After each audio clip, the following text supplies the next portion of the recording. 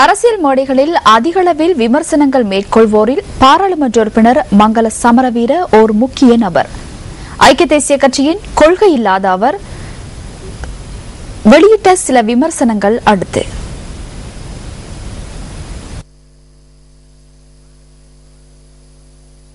දන්නය දන්නවා 1994 මැතිවරණයේදී මෛත්‍රීපාල සිරිසේන මහත්මයා අත් වශයෙන්ම 1994 ஆண்டு நடைபெற்ற தேர்தலின் போது மைத்ரிபால சிறிசேன பிரதான செயற்பாட்டு குழுவில் கூட உறுப்புரிமையை பெற்றுக் கொண்டிருக்கவில்லை.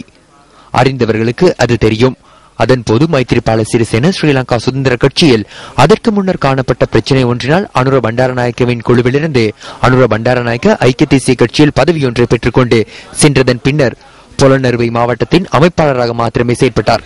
பிரதான தேர்தல் செயற்பாட்டு குழு ஒன்றுக்கு அவரது பெயர் கூட பரிந்துரைக்கப்படவில்லை. சந்திரிகா பண்டாரநாயக்க குமாரதுங்கவுடன் தேர்தல் செயற்பாட்டு குழுவில் அமைச்சர்களான அனுருத்த ரத்வத்த, ரத்னசிறி விக்ரமநாயக்க, SB திசாநாயக்க மற்றும் நான் ஆகியோரை செயற்பட்டோம். மைத்ரிபால சிறிசேனவின் கடந்த கால செயற்பாடுகளினால் கட்சிக்குள் அவர் மீது நம்பிக்கை இருக்கவில்லை.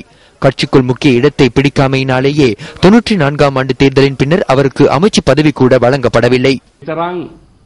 කෙරුම්කාරයෙක්වත් පක්ෂය තුල ප්‍රධානියෙක්වත් නොවුන නිසා பிரேஸ்லெட் දෙනවා. பிரேஸ்லைட் தங்காபரணங்களை வழங்கினர். வயலட் அக்காவின் வெற்றிலைகளை துபாய்க்கு அனுப்பினர். மரக்கரைகளை டோக்கியோவிற்கு அனுப்பினர்.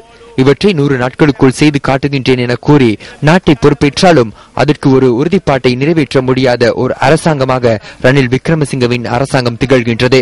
வரலாற்றில் இடம் பிடித்துவிட்டது.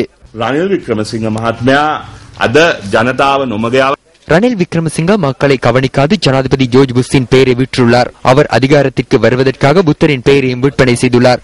ஜனாதிபதி ஜோர்ஜ் புஷ்ஷின் பெயரையும் விற்றுள்ளார். எமது பெயரையும் விற்கின்றார். மறைப்பதற்கு ஒன்றும் கிடையாது.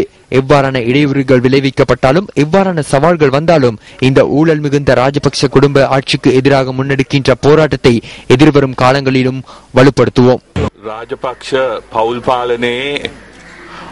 ராஜபக்ஷ குடும்பத்தின் ஆட்சியில் மோசடி, ஊழல், வீண் விரயம் ஆகியவற்றினால் நாளுக்கு நாள் வாழ்க்கை செலவு அதிகரிக்கின்றது. அதற்கு எதிராக பெண்களும் தாய்மார்களும் இன்று இந்த இடத்தில் ஒன்று திரண்டுள்ளனர்.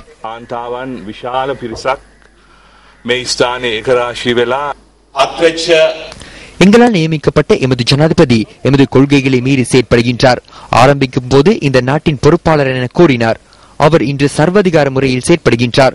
இந்த நாட்டில் உள்ள ஜனநாயக நிறுவனங்களை இல்லாதொழிக்கும் செயற்பாடுகளில் ஈடுபடுகின்றார். මේ රටේ ප්‍රජාතන්ත්‍රවාදී ආයතන සියල්ලම වගේ කප්පාදු කිරීමේ ක්‍රියාවලියක නිරත වෙලා ඉන්නවා.